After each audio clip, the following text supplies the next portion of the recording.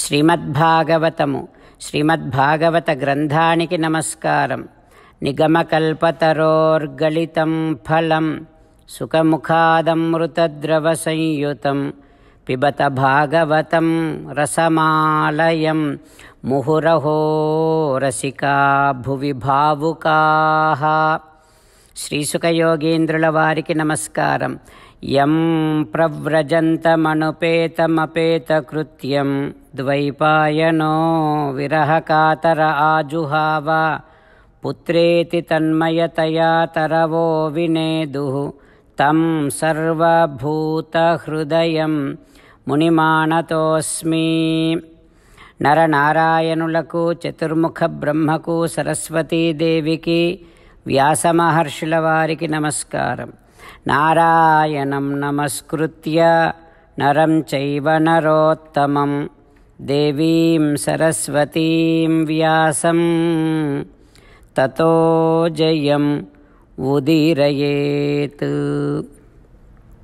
శ్రీమద్భాగవతము తృతీయ స్కంధములో సూతమహాముని శౌనకాది మహర్షులందరికీ ప్రవచనం చేస్తూ చెబుతూ ఉన్నాడు. ఓ మహర్షులారా, శ్రీసుఖ యోగీంద్రుల వారు పరీక్షిన్నరేంద్రుడికి ఉపదేశం చేస్తూ ఈ రకంగా చెబుతూ ఉన్నాడు. ఓ పరీక్షిన్నరేంద్ర, మైత్రేయుడు విదురునికి శ్రీమద్భాగవతాన్ని ఉపదేశం చేస్తూ ఈ రకంగా చెబుతూ ఉన్నాడు. ఓ విదురా, దితి కాశ్యపుడిని ప్రార్థన చేయగానే కాశ్యపుడు దితితో ఈ రకంగా అంటూ ఉన్నాడు. ఓ దితి, లోకములో భార్య కోరికను తీర్చటమనేటటువంటిది భర్తకు ధర్మం. అందుకని ఏష తే అహం విధాస్యామి, తప్పకుండా నీ కోరిక తీరుస్తా. హో దితి, భర్త ఏది సాధించాలన్నా భార్యయే సాధనం. భార్యను కలిగి ఉన్నటువంటి పురుషుడు గృహస్థాశ్రమము ద్వారా మిగిలిన 3 ఆశ్రమములలో ఉన్నటువంటి వారిని ఆదరిస్తూ కాపాడుతూ ఈ దుఃఖ సాగరాన్ని దాటగలడు. ఓ దితి, భార్య యాం ఆహుహు ఆత్మనో హి అర్ధం, భార్య భర్తకు అర్ధ శరీరమని కదా శాస్త్రాలన్నీ చెబుతూ ఉన్నాయి. ఓ దితి, అన్ని విషయాలలో భార్య కూడా భర్తతో సమానముగా బరువు బాధ్యతలను తీసుకొని సంసారములో ఏ ఒడిదొడుకులు లేకుండా చేస్తుంది కదా. ఓ దితి, బ్రహ్మచర్యం, వానప్రస్థం, సన్యాసం, ఈ 3 ఆశ్రమములలో ఉన్నటువంటి వారికి వారి వారి ఇంద్రియాలను జయించటం అనేటటువంటిది చాలా కష్టం. వారు చాలా కష్టపడాలి ఇంద్రియ నిగ్రహాన్ని సాధించడానికి. ఓ దితి, కోటలలో నివసించేటటువంటి వారు చుట్టూ భద్రతను పెట్టుకొని దొంగలు లోపలికి రాకుండా ఏ రకంగా నిరోధించుకోగలరో ఆ రకంగా భార్యతో ఉన్నటువంటి పురుషుడు ఇంద్రియములు అనేటటువంటి దొంగలను నిరోధించుకోగలడు. అది గృహస్థాశ్రమములలో ఉండేటటువంటి సౌకర్యము, భార్య సహకారముతో సాధించగలిగేటటువంటి కార్యం.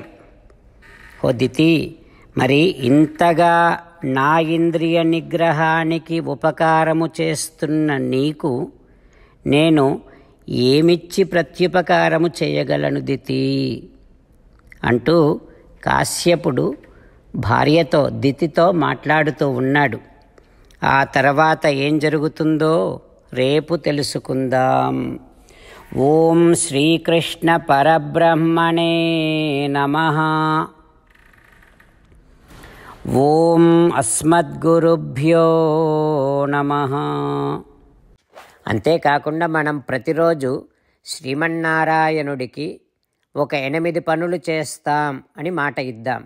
ఎందుకంటే శ్రీకృష్ణ భగవానుడు 18వ అధ్యాయములో 65 నుండి 70వ శ్లోకాల ద్వారా శ్రీమద్భగవద్గీత అంతటికీ సారభూతముగా మనకు 8 పనులు చేయమని చెప్పాడు. అలా చేస్తే చాలు, నేను మిమ్మల్ని అన్ని విధాలుగా రక్షిస్తా అని ప్రమాణపూర్వకముగా ప్రతిజ్ఞ కూడా చేశాడు. అందుకని శ్రీమద్భగవద్గీతను అంతటినీ విన్న తర్వాత అర్జునుడు కూడా చివరకు కరిష్యే వచనం తవ, కృష్ణ నువ్వు చెప్పినట్టే చేస్తా అని అన్నాడు. కనుకనే భగవానుడు అర్జునుడికి అన్ని విధాల విజయాన్ని అందించాడు. మనం కూడా ప్రతిరోజు శ్రీమన్నారాయణుడికి ఆ రకంగానే మాట ఇద్దాం. 8 పనులు చేస్తాం అని మనము మాట ఇస్తే అది అష్టాక్షరీ మహామంత్ర జపము చేసినటువంటి ఫలితాన్ని మనకు ప్రతిరోజు ఇస్తుంది. ఇట్లా మాట ఇవ్వటం కంటే గొప్ప పూజ, యజ్ఞము, తపస్సు మరొక్కటి లేనే లేదు.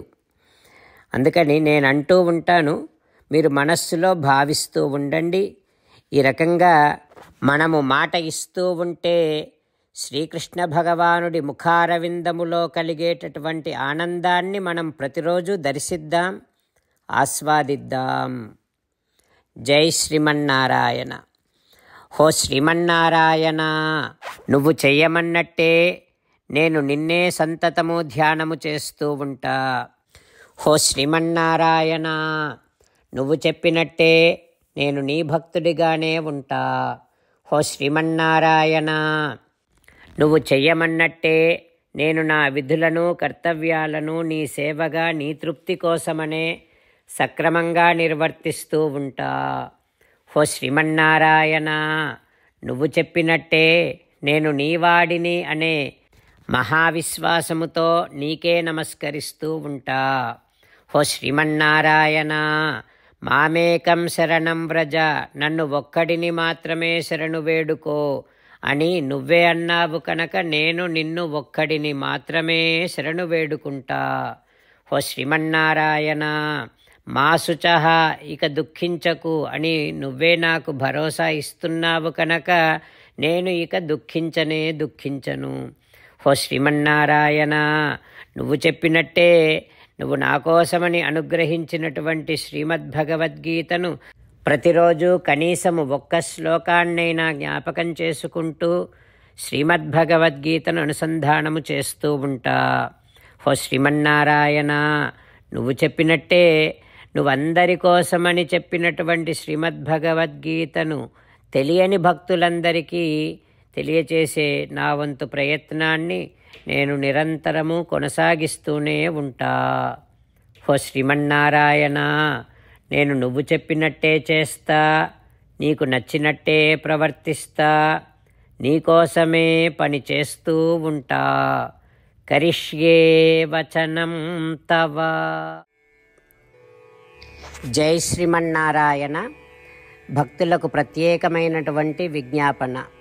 మీకు అన్ని విషయాలలో వెంటనే మంచి ఫలితాలు రావాలి అనంటే ప్రతిరోజు 1 నిమిషం వెచ్చించి నారాయణాస్త్రాన్ని చదవండి. ఇక మీకు తిరిగే ఉండదు. నారాయణాస్త్రాన్ని పొందడానికి మీరేం చేయాలంటే నారాయణాస్త్రం అనే వెబ్సైట్కి వెళ్ళి మీ పేరు, మీ ఈమెయిల్ ఇస్తే మీ ఈమెయిల్కి నారాయణాస్త్రం PDF వస్తుంది. అందులో ఒక రామాయణ శ్లోకం, ఒక గీతా శ్లోకం, ఒక విష్ణునామం ఉంటాయి. ఆ 3ంటిని కలిపి నారాయణాస్త్రం అంటాం. ప్రతి ఒక్కరికి వేరువేరు శ్లోకాలను ఇస్తున్నాం. ఆ రకంగా ఎవరి శ్లోకాన్ని వారు ప్రతిరోజు తప్పనిసరిగా చదవటం వలన ప్రతిరోజు ప్రతి 24,000 భక్తులతో ఒకసారి సంపూర్ణ రామాయణ పారాయణ, 33 సార్లు శ్రీమద్భగవద్గీత పారాయణ, 24 సార్లు శ్రీ విష్ణు సహస్రనామ స్తోత్ర పారాయణ జరుగుతుంది. ప్రతి ఒక్కరికి అంతటి విశేష ఫలితము ప్రతిరోజు లభిస్తుంది. అందుకని మీరు, మీ కుటుంబ సభ్యులు అందరూ ఒక్కొక్కరు ఒక్కొక్క నారాయణాస్త్రాన్ని వెంటనే పొందండి. జై శ్రీమన్నారాయణ.